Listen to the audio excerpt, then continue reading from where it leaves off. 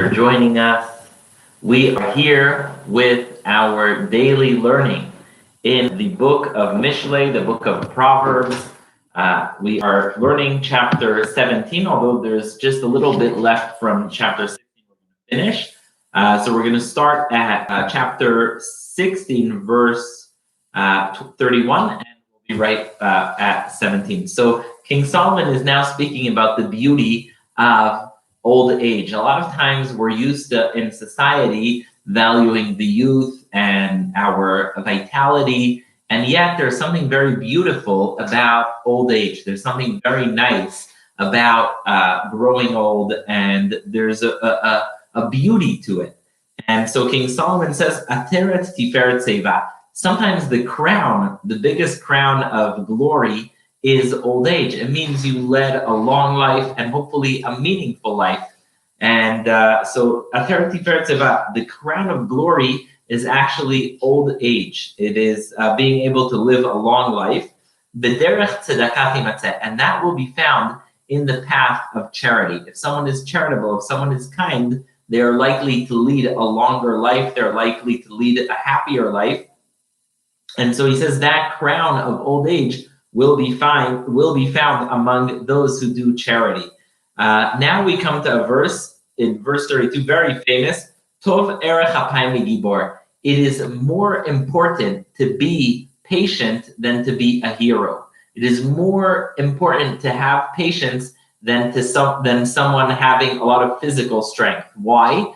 Because when a person has patience, when a person is able to hold back, then they actually get to have the last word. If someone is very strong physically, but they're impulsive, they're acting very quickly without thinking, then that doesn't really lead them to anything helpful. However, if someone is patient, and even if they are being insulted, even if they are being called names, whatever it is, they still wait and they hold on, then they're much better than the person who's a hero, because the person who's a physical hero may jump into danger without need. So tov erech hapayim legibor umoshel berucho meloked ir. Someone who's able to control their emotions, even in the face of huge challenges, that person is more important than someone who can fight to capture a city. There's a famous story about someone, there's even a movie about him. It's called the Person Who Saved the World, because there was this Russian nuclear center where they were monitoring incoming missiles, etc. And they got a signal that there's a missile coming into Russia, and he is the one who had to choose if to launch the nuclear weapons at America. He waited, he was patient. Tov erech hapayim legibor. It's better sometimes to be patient than to be a hero. Umoshel berucho, and to control your spirit, than someone who captures an entire city. Next, verse 33. Bachek yutal et hagoral umehashem. You can draw lots as much as you want, but ultimately those things are up to God. The things that end up sort of. Now we go to chapter 17. We're in Proverbs, Mishlei, chapter 17. Tov pat chareva v'shalva ba. Mizbait maleh zivchei riv. Such an important lesson. It is better to have bread that is dry and tasteless, yet to have it with peace, with calmness, than to have a steak and the biggest meals in a house that is filled with dispute, fight, and conflict.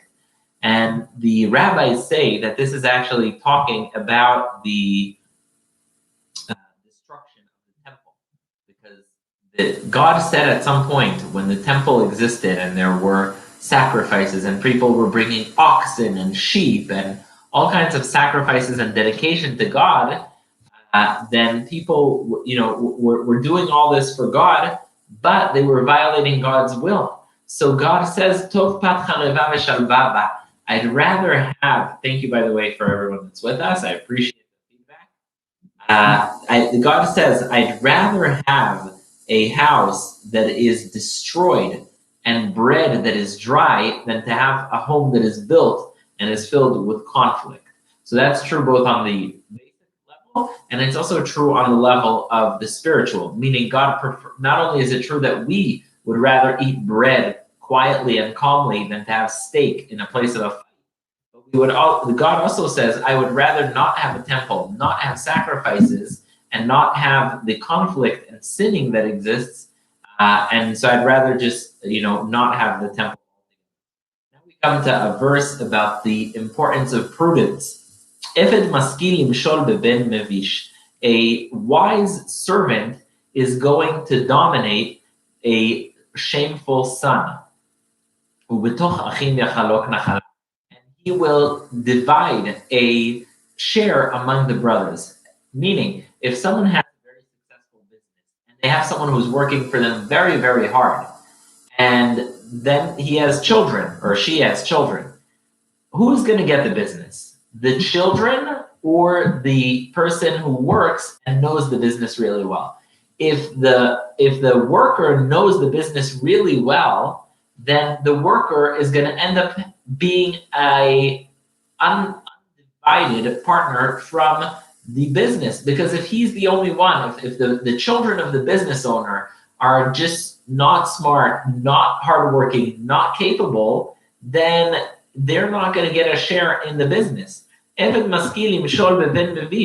The wise, even a wise slave, will control and dominate a foolish son, a shameful son. And the slave is going to be able to divide a share among the wise, among the brothers, because he's smart and hardworking and thus indispensable.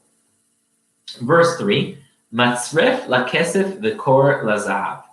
There is, this is an art that we're not so familiar with, but basically it used to be very common for people to need to separate the silver from the metal. Meaning, you sometimes, when you buy a diamond, when you buy gold, when you buy silver, they tell you how many carats it is, how much of pure gold, pure silver is in it. But there wasn't an easy way to do this. In fact, today we don't really do it so much because we don't need to. You don't often need to separate silver from the cheap metal. But back in the day, if you really wanted to know if you have real money or not, then you'd have to know to separate the silver from the fake metal. And so you would have, the way you would do it is you would put it in a very hot environment, and then you would see which metal melts first, and you would know which metal is the silver and which metal is not silver, and that's how you would separate it. That's called a matzref. That's something that separates the silver from the scrap metal. And so matzref lakesef v'kor lazav. You have this heating agent for silver, and you have a heating place for gold. If you want to separate the gold from the fake gold, you put it next to a furnace, next to a burning fire, and that's how you'll immediately see the difference between the gold, the silver, and the scrap metal. And so it says, just like the fire separates the gold and the scrap metal, the silver and the scrap metal, so too bochen libot Hashem, so too God looks into our hearts. So too God knows which things we are sincere about and which things we do from ulterior motives. There are so many things we do. We say, oh, I'm doing this for this, I'm doing this for that.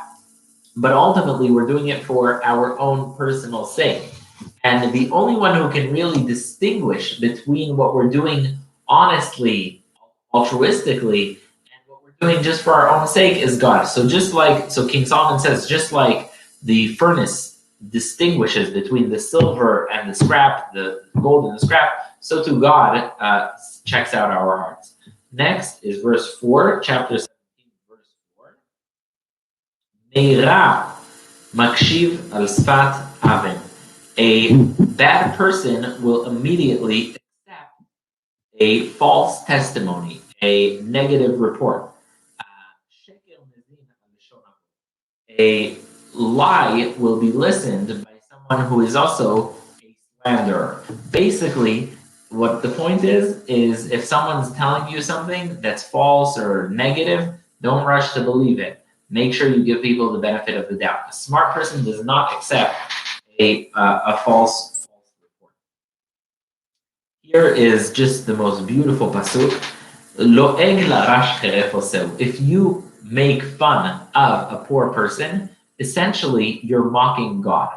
Because the reason you're respecting a rich person or a powerful person is because you fear them, you need them, etc.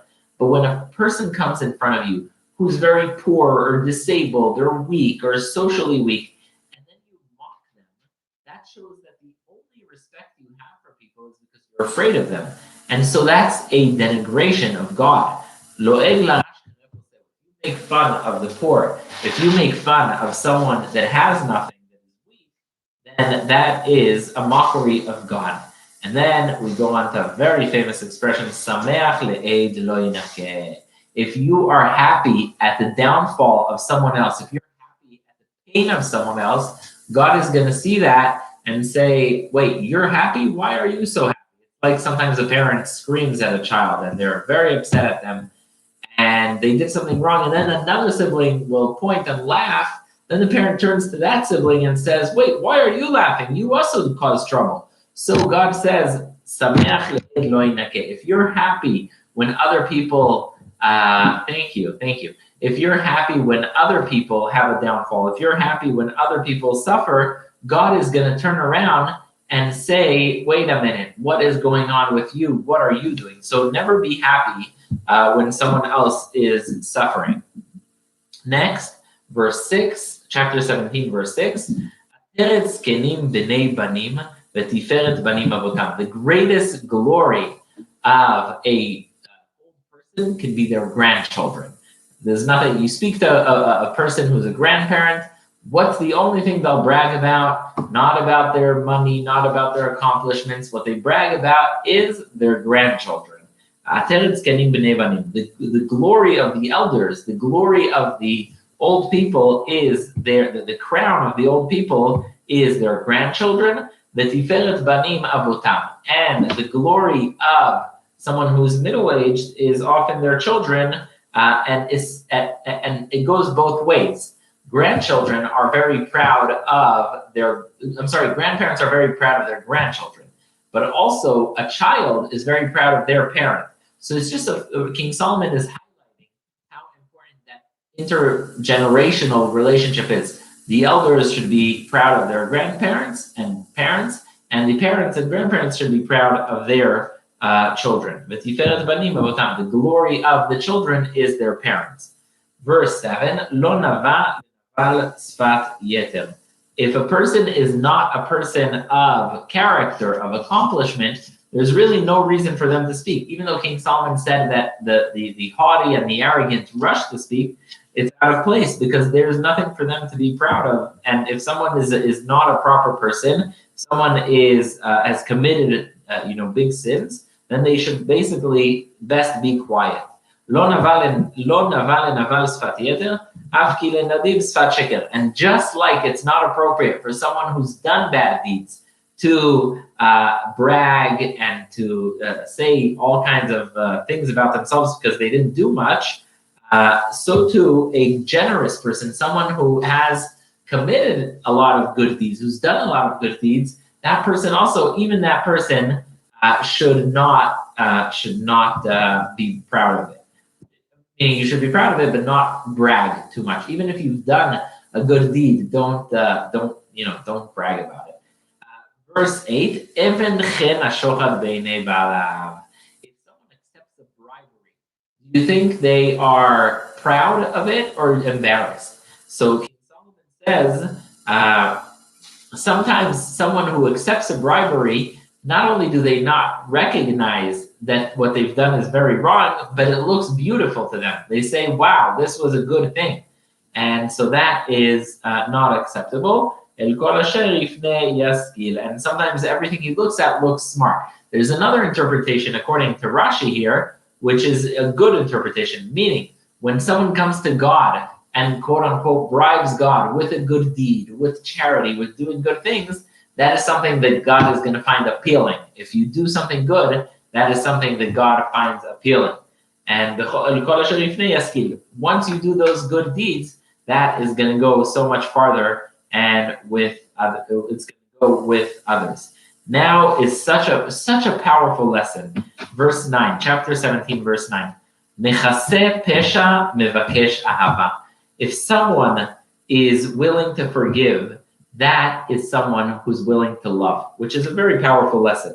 If someone is sinned to another person, they offended them, they did something terrible to them, and that person is willing to not only not mention it, but completely cover it and forget it, that is a person that is willing to love the other person. But if someone is constantly mentioning a negative deed, they're constantly looking back at the negative, they're constantly looking for the bad, then that person is mafridalu. That person is separating love. So basically, the idea is that in order to love, you need to forgive, and it goes both ways. If someone loves, they're willing to forgive, and if someone doesn't love, they are going to mention a grudge. And if someone does love and mentions a grudge, that is likely to harm and spoil the love. Someone who's willing to cover a sin is seeking love. And someone who is repeating their mistake, repeating to someone else, they say, oh, remember you did this bad thing, remember you did that bad thing, that person is ultimately going to cause the love to fade away. Next is verse 10. Verse 10 is in chapter 17, verse 10. It is more effective to give a wise person criticism than to, he says, to even smack the fool many times. Obviously not condoning violence, but the idea is if a person is smart and you criticize them, they take that, they go with it, and it helps them. They'll say, wow, if someone's smart, all you need to do is point out their mistake. As opposed to someone who is not willing to learn, someone who's not willing to open their eyes, even if you'll say it to them 100 times, they will not take it, and they will not take it. And so King Solomon continues with a very interesting and beautiful parable from nature. He says, a person who is always looking for badness is always going to find it and eventually have the consequences. But then he speaks about a bear. If a bear loses their child, there's nothing more dangerous than that bear. If a bear just lost their child, that bear, you should stay away miles and miles, because that bear is going to absolutely be very, very dangerous. So Agosh dov shakul ish. It's better for you to meet a bear that's mourning its loss, meaning a dangerous bear, and not meeting someone who is so foolish that they're trying to drag you into their path. It's obviously a sort of a parable. What he's saying is you're better off meeting a bear that has just lost their child and is very, very dangerous than meeting someone that is not only foolish, but they're trying to drag you into their dangerous path, into their way. I cannot thank you enough for joining us, for being with us. Any comments, feedback are very, very welcome.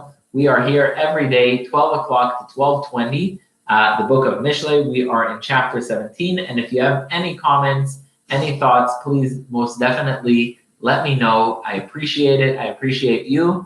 And I appreciate you being here today. Thank you so, so much.